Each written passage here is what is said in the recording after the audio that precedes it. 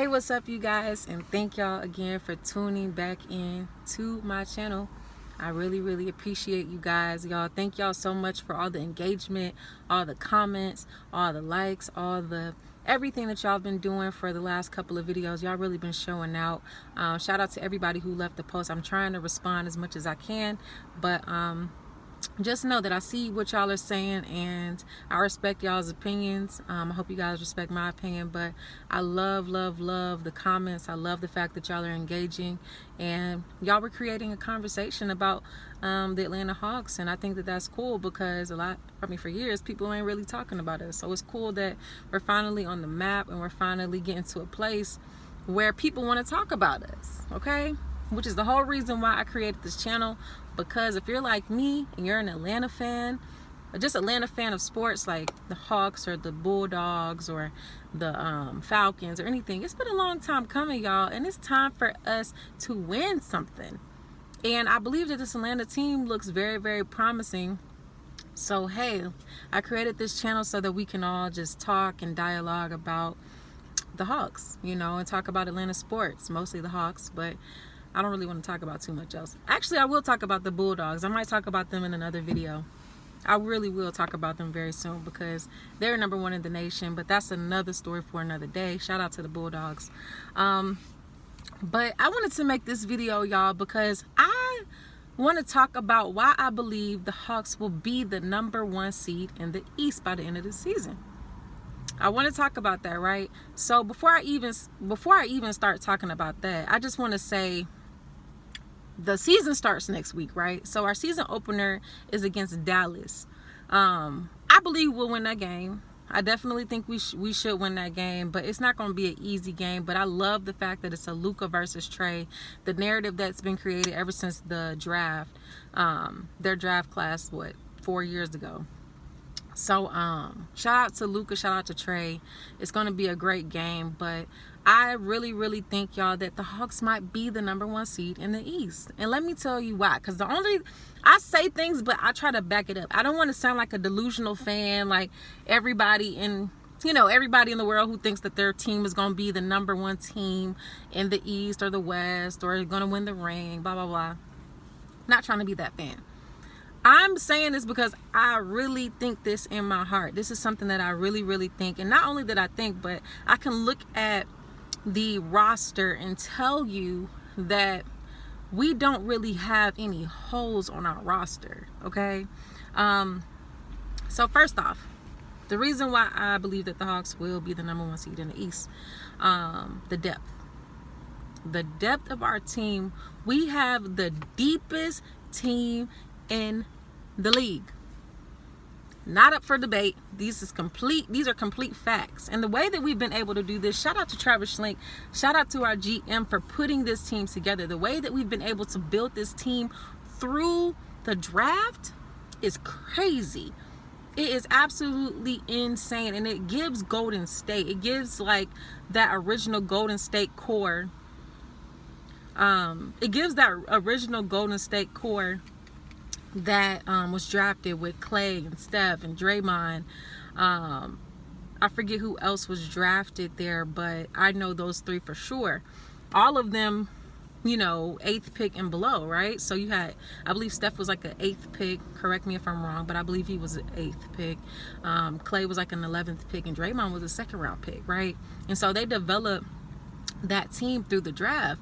However, I don't know if y'all really know this or y'all paid attention, but it took years for that team to really get to where they were able to win a championship, right? It took about 4 or 5 years. And where are we at with Trey and John? We're at that 4 or 5 year mark, okay?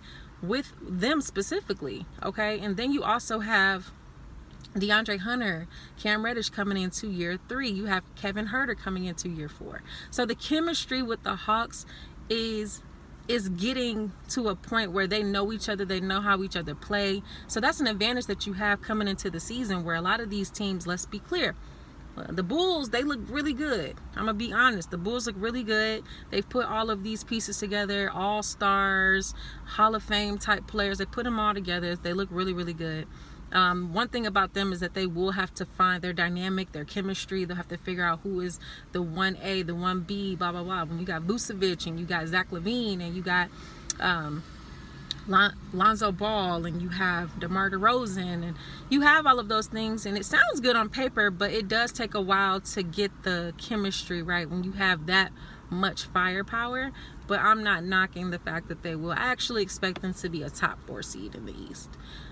Anything less than that for that much firepower is a disgrace, in my opinion. I feel like it's an underachievement when you have that much firepower. Nonetheless, back to the Hawks. We have the most depth in the league. You have a lot of chemistry that is built.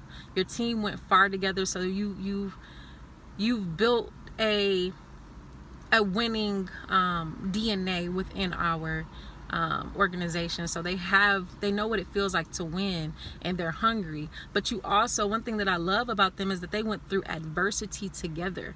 They started off last year losing.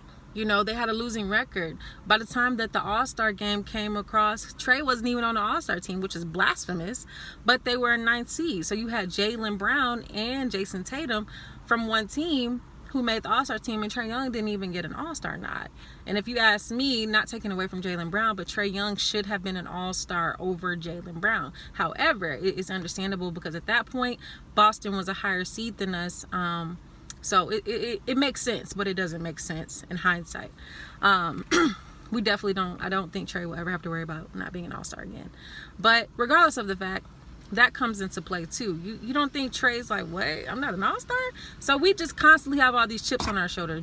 Clint Capella, I remember specifically there was a game where Clint Capella had a triple-double off of blocks. This man had 10 blocks. 10 blocks.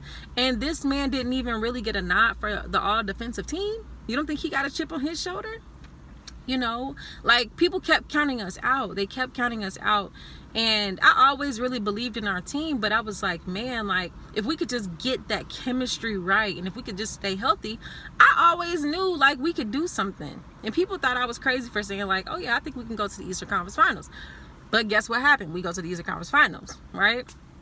So this year, call me crazy, but I think we could be the #1 team in the East. For the depth, for the chemistry, for the adversity and the things that we've gone through. I mean, it's really amazing. It's absolutely amazing what this GM has done to put together. Also, I was a little worried. I'm not going to lie. I was a little worried about our backup center position. I was actually talking to my friend Tayo. Shout out to Tayo. But I was talking to him about Gorgie Dang, because I was just like, man, I don't know, like, if something happens to Clint Capella, I'm a little worried about that position. But I actually did watch Gorgie. I looked at some of his statistics. He looks really good.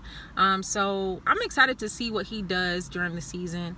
I'm excited to see what Sharif does. I'm excited to see what Delon Wright does. I want to see what these rotations are going to look like. But it's looking real nice for us. My main prayer is that we stay healthy.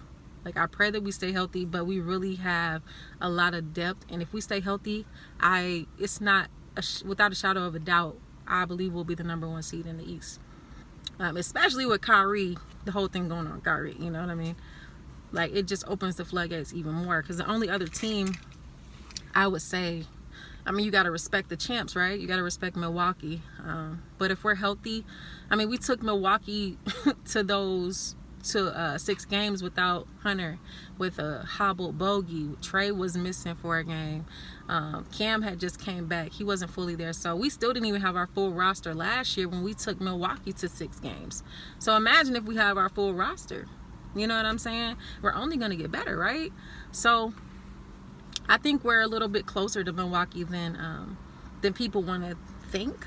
But I think we're a little bit closer to Milwaukee's talent than people really want to give us credit for. And that's fine, because respect is earned, and I'm willing to go out there and earn it. Shout out to the Hawks. Let me know what y'all think about this. Do y'all believe that the Hawks can be the #1 seed in the East? I personally think that we can be the #1 seed in the East. What do y'all think? Let me know. Comment, like, subscribe. Let's go ahead and let's get this channel to 100 subscribers. I think I'm at 80 something. I want to get to 100 subscribers.